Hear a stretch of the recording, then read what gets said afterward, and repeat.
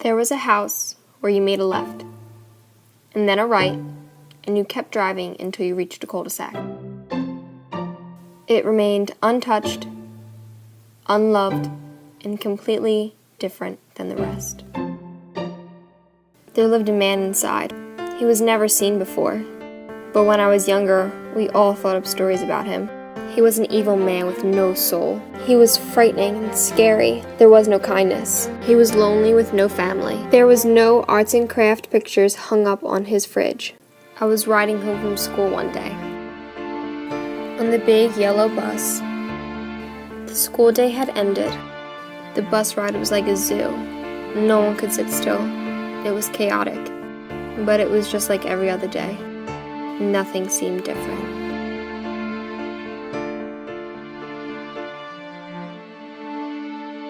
A boy laid his head against his window. The space next to him remained empty. No one spoke to him. No one knew much about this boy, other than his mom had passed away about a year ago. His life was like a missing puzzle piece, and he couldn't find his way home.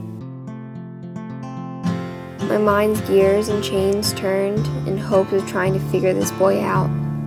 As the bus stopped, and the boy wiggled in his seat, my thoughts became quiet, because I watched as the bus took a right, and then a left, and kept driving until it reached a cul-de-sac.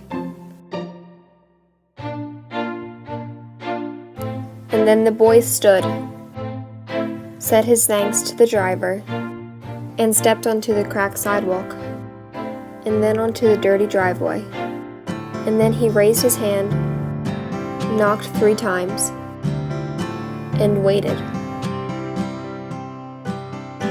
And then a smiling man answered, and the boy gave him a hug, and he handed the man a piece of paper I hadn't noticed before. The man laughed a joyful laugh, and they both turned to go inside, to what I always imagined was a fridge covered in projects. And it was neither the man or the boy who were the ones that were empty. It was all the boys and girls who made that little boy feel invisible. And it was everyone who had shunned the man as to not have noticed who he truly was. Those were the people who were truly empty.